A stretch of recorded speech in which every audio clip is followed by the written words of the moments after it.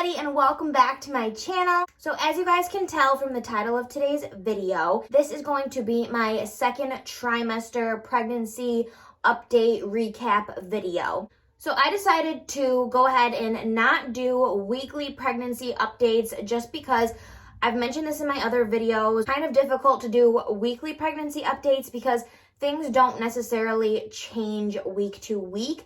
I love watching weekly pregnancy update videos, especially, if I'm 24 weeks. I love to hop onto YouTube and look up 25, 26, 27 week videos so I can know what to expect in the upcoming weeks. But for the most part, they're not too far off from what might be happening in early 20 weeks versus mid 20 weeks. So that's why I decided that I was just going to do an entire second trimester recap and update for you guys. I'm 1 week away today into the third trimester, which is crazy how fast this pregnancy is going by, but I'm super grateful at the same time because I'm not even going to lie, this pregnancy, as much as I am blessed and I'm excited and I want this baby more than anything, I am just not loving being pregnant this time around. And I feel like I'm okay with saying that I'm not totally loving being pregnant this time. I just cannot wait for her to be here. I'm so excited for her,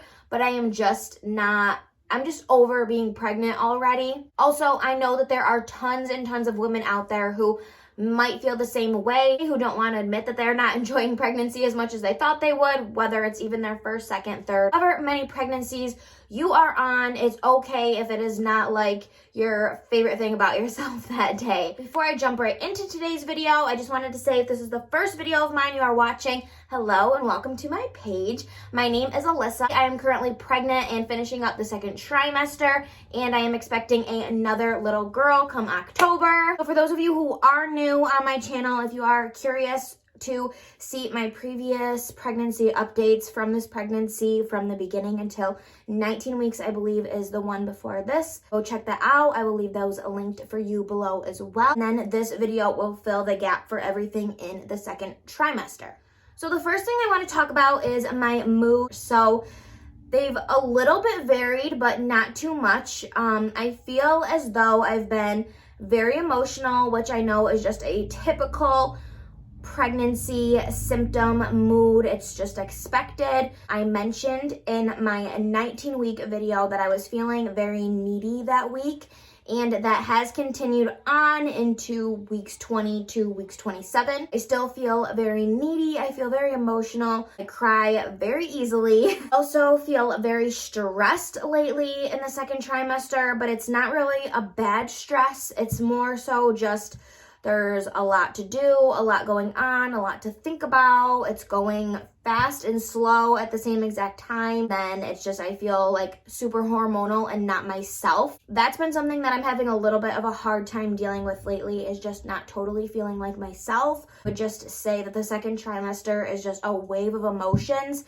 and everybody's going to be different, obviously, but that's just what I've experienced this far in my pregnancy. The next thing that I had written down were my cravings. So I believe in my 19-week video, I talked about how I was craving seafood, and that was a huge craving of mine. I was craving nothing sweet, really. I just wanted food. I wanted steak and seafood all the time. And now it's switched where I'm totally thinking about sweets all the time. I'm not craving sweets in a candy form. I'm craving sweets in like cake, cupcakes, donuts type form, and I'm trying to not give into those cravings. My body just gains weight very, very easily, especially while pregnant. So I'm trying to subside and hold off of those really strong sweet cravings, but obviously they're super easy to give into sometimes, especially when it's right in front of you. I don't have any like strange pregnancy cravings. I know tons and tons of people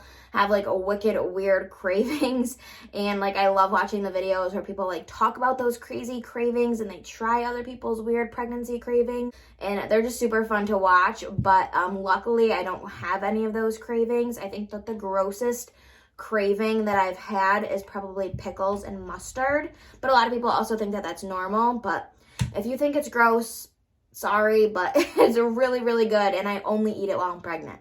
So next up is sleep. So I kind of, every time I've talked about sleep in these pregnancy updates, I always say I'm sleeping good, and I still am sleeping good. I haven't really had much like insomnia or anything like that. Pretty much once I'm tired, I'm exhausted, and I fall asleep like super, super easily. I've been very blessed that I've never experienced having, trouble sleeping or issues with sleeping. I know a lot of people have troubles and issues sleeping while pregnant, but for me, when I'm tired, that is it. There's just no waking me up at that point, and I just am gonna sleep, and my body literally will not wake up until I have to empty my bladder. And then I'll walk to the bathroom, empty my bladder, and then I fall right back asleep like that. It's not an issue at all. A lot of people talk about how when they get up in the middde of the night to go to the bathroom and empty their bladder, they're just like up for hours after that and can't fall back asleep. And I'm so thankful that luckily that has not been me yet. I don't know what the third trimester holds, but for the second trimester, that has not been my situation at all. And I am very grateful for having good sleep, because we all know it's not gonna last very long. Symptoms, so just like weird symptoms that I've been having during the second trimester. I talked a little bit about it before, was I'm getting headaches, a little bit of dizziness. I have talked to my OBs about that, and everything looks good. All my blood work, my glucose test was good. Passed my glucose test, woo! I did pass my glucose test with my first daughter as well, but I don't know why. For some reason, I thought that I wasn't gonna pass it this time. YouTubing a bunch of videos of the 3-hour glucose test, because I thought that that's what I was gonna have to do. We passed it, so even though I've been having like headaches and dizziness and stuff like that, everything looks good. So I don't really know what that's about. So I would just consider that some random weird symptom. My other weird symptom is getting out of breath super easily. You can probably hear it in my voice when I'm talking right now. So I wanted to talk about some things that started versus some things that stopped. So one thing that has stopped for me for sure recently is the crazy dreams. I'm still dreaming because I'm in a pretty deep sleep and sleeping pretty good. So I do like wake up and remember my dreams, but my dreams are more normal. They're nothing like crazy or scary or just like super uncomfortably realistic the way that they are in the beginning of pregnancy. I don't know the scientific reason for why when you're pregnant you have like super crazy dreams in the beginning, but it's definitely real. At least it was for me, and I know for a lot of other people it was real as well. Peeing as much stopped, so I don't have to go to the bathroom all the time. I empty my bladder pretty normal, I would say pretty regularly, but nothing where it's like driving me up the wall. I literally have to take deep breaths because I'm so out of breath. Okay, so things that have started up recently is my belly is growing like freaking crazy. Bigger every single day when I wake up. I feel like it looks bigger and bigger and bigger, and just everything else is getting bigger and bigger and bigger. But I know it's normal, but it's hard to see on yourself sometimes and hard to cope and deal with that. So that also kind of contributes to a lot of the emotional, stressed stuff that I'm feeling lately. A lot of it is honestly coming from my belly and my body and my boobs and my face and just everything just like growing and swelling. It's hard. Everybody takes it different, and some people are super lucky and just are like all belly. That's just not my case at all. That's never been my case. Well, I mean, I only have one other time to compare it to, but with my first daughter while I was pregnant with Aria, that was not the case as well. I was blowing up everywhere, and I'm doing it again. So it is what it is. It's just how my body handles pregnancy, how my body retains water and fluid while pregnant. It's definitely emotional and hard to go through that, but I'm just staying thankful and positive that I even have the opportunity to grow this baby inside of me, and it is what it is. And I know that the extra weight and the things that I really dislike that are happening right now are temporary, and I just gotta stay calm. So aside from that, going with mood, it also goes with maternity clothes. So I mentioned in my last video, I don't always wear maternity clothes. I didn't wear maternity clothes throughout my whole entire pregnancy or my whole entire ending of the pregnancy with Aria.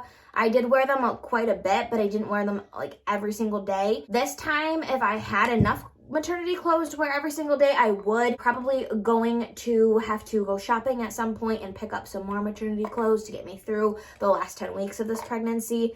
But again, I am still wearing normal clothes. A lot of my normal clothes do still fit me. They just fit very differently. Leggings are definitely, my pregnancy leggings definitely get uncomfortable midday. So I'm probably gonna go pick up a bunch more maternity leggings. Right now I am wearing maternity leggings, so they're super high up. And then I am just wearing a Skims shirt. This top, just to be at home or something, is super, super comfortable for pregnancy. I can't feel like the stitching at all. I can't feel the seams at all. It's not tight anywhere. Even though it looks tight, it doesn't feel tight. It's super, super soft. So yes, Skims. Can't rate all of them. I literally only have this set, but from this set that I do have, I would definitely say that it's comfortable and good for pregnancy. Okay, so to end out today's video, I just wanted to share with you very quickly what I've been using on my belly and my growing body parts. This time around, I've been using the Honest brand, and it came with a little 3-pack, so I will link this for you guys.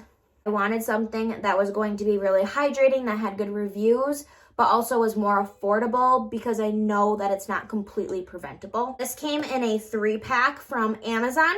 I'm going to show you guys each one, and it's super, super affordable, and that's pretty much why I really wanted to share it with you guys. First thing that I started with was the Soothing Jelly. It has calming aloe in it, it has a cooling eucalyptus in there, and it's for relaxing and treating dry, itchy skin. I started with this because in the beginning of the 3rd trimester, it is when my belly really started itching like crazy.